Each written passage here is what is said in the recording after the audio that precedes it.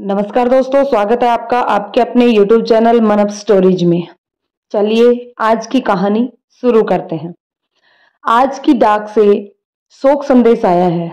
एक कोने से फटे पोस्टकार्ड साइज सफेद कार्ड में छपे काले अक्षर की इबारत पढ़ते हुए राम जसी सोच रही है, ऐसे संदेश छपे हुए काले अक्षर मात्र नहीं होते, किसी का शेष हो गया जीवन होते हैं।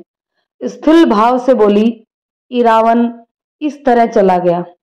27-28 साल का ही रहा होगा। पति रहीस सिंह ने उसके कातर मुख को देखा। हाँ, आनंद से 1.5 साल ही बड़ा था। परसों 13वीं है, बरखेड़ा चले जाना। बरखेड़ा लगभग 100 किलोमीटर दूर है, आने जाने में समय लगेगा। अदालत में कई पेशी लगी हैं। 13वीं के बाद अवस्थी जी बरखेड़ा से कृपालपुर लौट आएंगे। वहां मिलाऊंगा, तुम भी साथ चलना।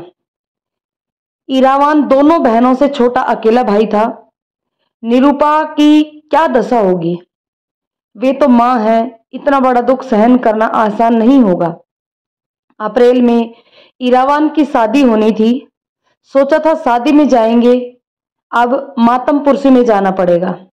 अवस्थी का जमीन को लेकर नाते रिश्तेदारों से झगड़ा चल रहा था। उन्होंने रहीस को अपना वकील बनाया। रईस दीवानी और फौजदारी के समक्ष अधिवक्ता माने जाते थे, सक्षम अधिवक्ता माने जाते थे। फैसला अवस्थी के पक्ष में हुआ। तब से दोनों परिवारों में मित्रता है। मोबाइल पर बात होती रहती है। रईस ने मोबाइल पर कॉल कर मालूम कर लिया कि अवस्थी कृपालपुर लौट आए हैं। राम जसी अवस्थी आ गए हैं। कचहरी के बाद शाम 5 बजे कृपालपुर चलेंगे। रात 8-9 बजे तक वापस आ जाएंगे। कचहरी से जल्दी लौटना, ठंड के दिन है, अंधेरा जल्दी होता है। लॉन्ग रूट पर अक्सर राम जसी ड्राइव करती है। इसी तरह कुछ अभ्यास कर लेती है। जैसे ही वे शहर की सीमा से बाहर आए, वह ड्राइविंग सीट पर आ गई।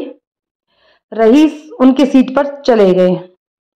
स्वभाव के अनुसार उसे निर्देश देने लगे, मजे से चलो, स्पीड कम।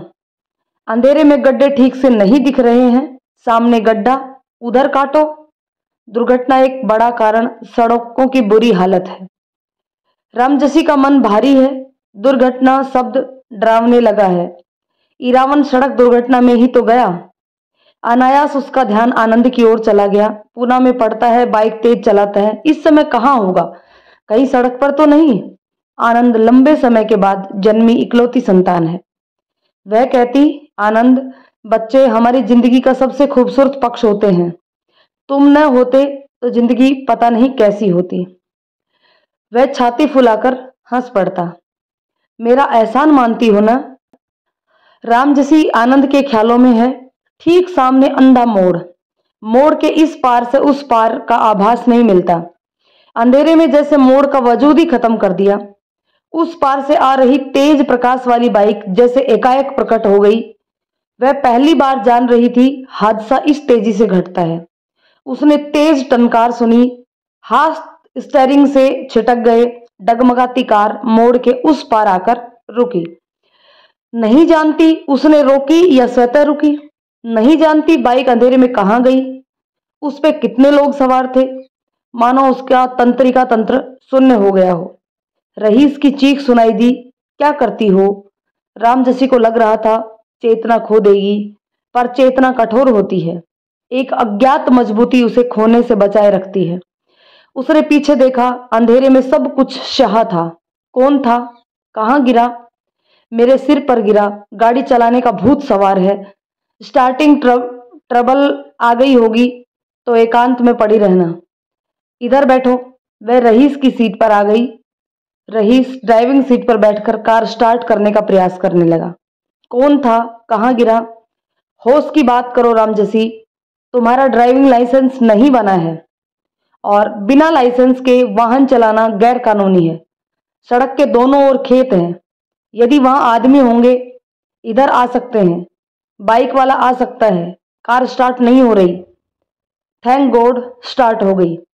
वकालत करते हुए रहीस को कानून की धाराओं का विशद ज्ञान है। तेजी से सोच रहे हैं कि पकड़े जाने पर रामजसी पर कौन सी धाराएं लागू होंगी। रामजसी को रहीस का आचरण अव्यवहारिक लग रहा था।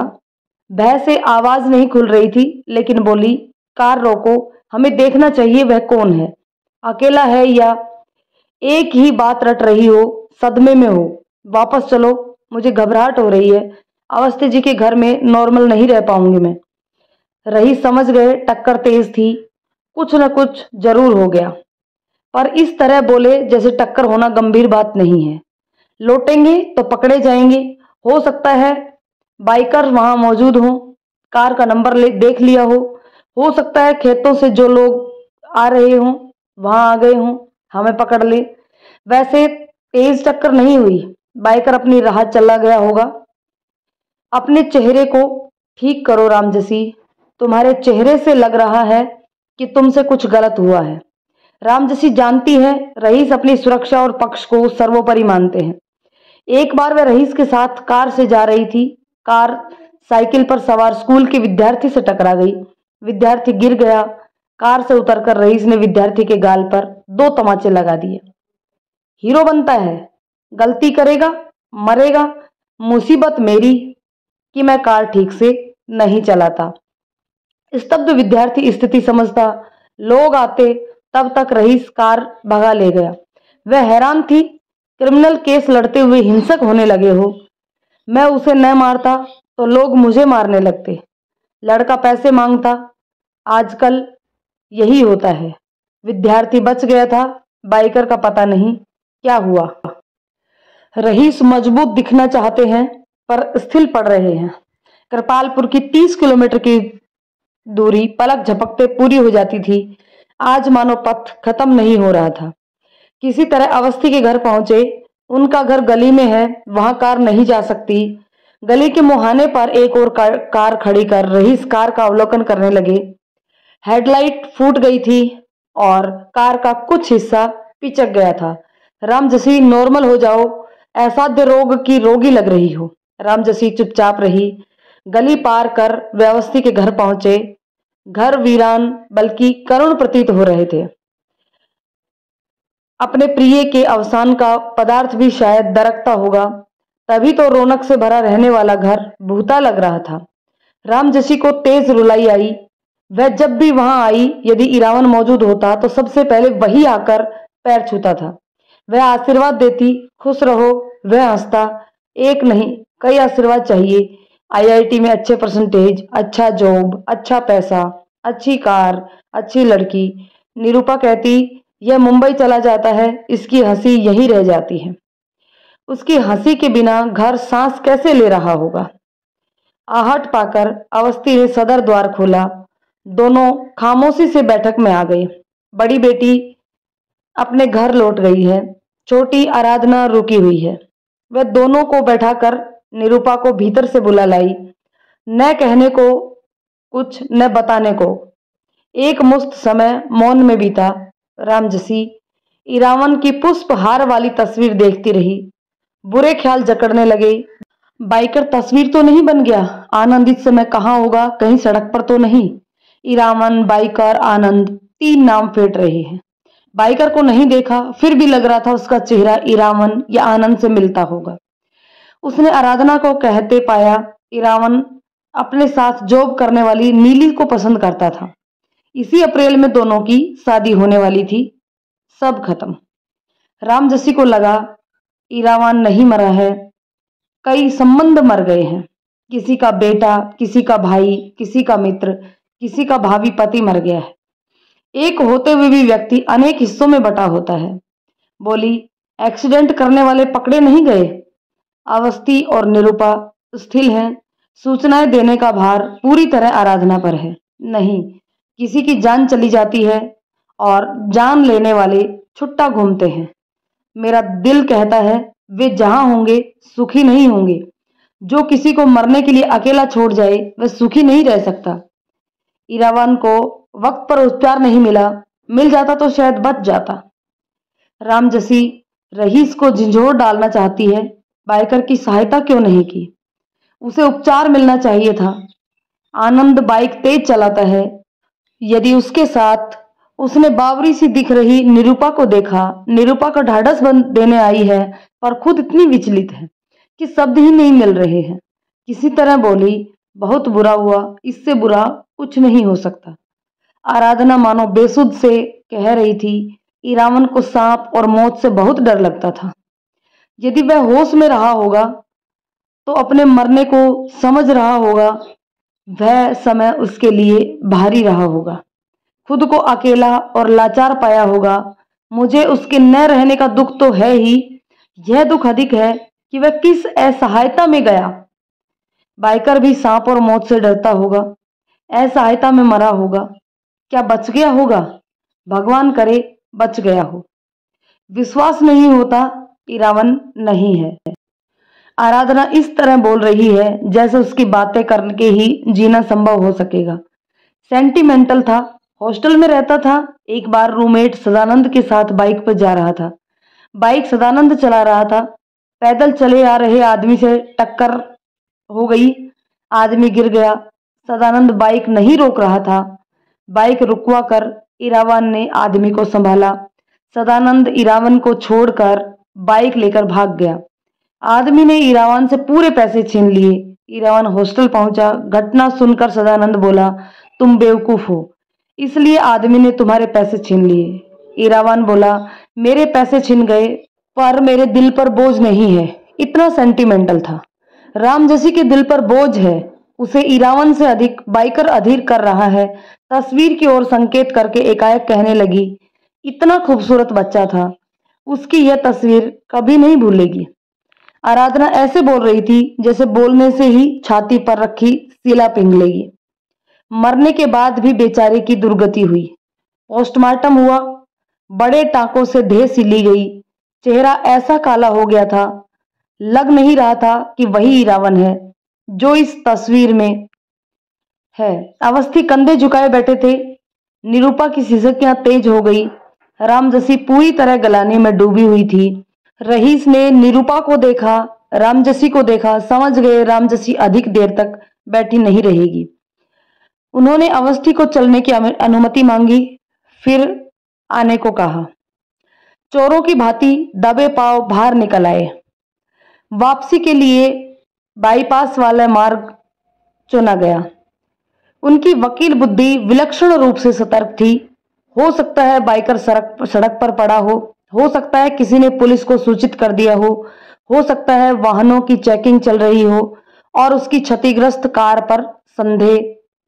देर रात घर पहुंचे। दोनों को नींद नहीं आ रही थी। दिल पर बोझ हो तो नींद नहीं आती। वे रामजसी को दिलासा देने लगे, आजकल लोग जान हथेली पर रखकर चलते हैं। तेज गाड़ी चलाएंगे, मर्दानगी झाड़ेंगे, मरेंगे। 10-20 मिनट देर से पहुंचोगे तो भारी नुकसान नहीं हो जाएगा। वह बाइकर अंधाधुंध स्पीड में रहा होगा। हो सकता है उसकी गलती रही हो, पर ठहर कर देखना चाहिए था। मैं कम परेशान नहीं हूं। कार चलाने की तुम्हारी सनक ने यह दिन दिखाया। जी घबरा रहा है, अच्छी बातें करो। क्या हम चाहते हैं ऐसा हो गया, पछता रहा हूं, मदद करनी चाहिए थी। मैं इतना असंवेदनशील हो गया, कुछ सूझ नहीं रहा था। तुम घटना को भूलने की कोशिश करो। कई बार अपराधी अपनी बेवकूफी और हड़बड़ाहट के कारण पकड़ा जाता है। पुलिस चाह ले तो अपराधी को पाताल से ढूंढ लेती है। रामजसी को रात भर नींद नहीं आई। सुबह स्थानीय अखबार देखते हुए हृदय गति बढ़ रही थी। पेज नंबर 4 दुर्घटना, हत्या, आत्महत्या, बलात्कार, मारपीट जैसी आपराधिक घटनाओं से भरा रहता है। वह इन्हें पढ़कर चौंकती नहीं थी। आज समझ में आ रहा था कि ऐसी खबरों में इतना त्रास और हाहाकार छिपा होता है। उसने अधीरता से पूरा पृष्ठ पढ़ डाला। अंधे मोड़ वाली दुर्घटना का जिक्र नहीं है। उसे तत्कालिक दिलासा मिली। खबर नहीं छपी, इसका मतलब मामूली घटना रही होगी। नहीं सोच रही थी कि अगले दिन का अखबार हृदय को विदीर्ण कर देगा। घटना की जानकारी मिलने से पूर्व अखबार छप चुका था, अन्यथा वह आज ही नहीं कल की मुख्य खबर अंधे मोड़ ने ली एक और बलि, ऐसे शीर्षक के साथ घटना का सचित्र समाचार छपा है। चित्र में घटना स्थल पर बाइकर औंधा पड़ा था। चित्र के ऊपरी कोने में इंसर्ट में उसकी जीवित अवस्था की तस्वीर थी। आनंद और इरावन की तरह ही युवा और खूबसूरत पीताम्बर पांडे मृतक का नाम था। मित्र की बर्थडे पार्टी में शामिल होने के लिए घर से निकला, तब नहीं जानता होगा कि घर नहीं लौटेगा। वह अंधे मोड़ पर अज्ञात वाहन की चपेट में आ गया। टक्कर इतनी तेज थी कि बाइक से दूर गिर गया। सिर पर गहरी चोट आई। पोस्टमार्टम की रिपोर्ट के अनुसार मृत्यु रात 11 बजे के आसपास हुई। अधिक रक्तस्राव और ठंड को मृत्यु का कारण माना जा रहा है। समय पर उपचार नहीं मिल पाया। अगर समय पर उपचार मिल जाता तो शायद किसी घर का चिराग असमय न बुझता। लोग खुदगर्ज और क्रूर होते जा रहे हैं। रामजसी आगे न बढ़ सकी। लगा ठीक इसी क्षण दिमाग की कोई सिरा फट जाएगी, हेमरेज हो जाएगा। उसके स्याह मुख को देख रामजसी रईस बोले, क्या हुआ? देखो। रईस ने अखबार थाम लिया।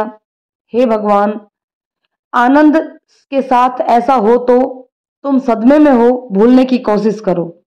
यह भुला देने वाली जैसी घटना नहीं है।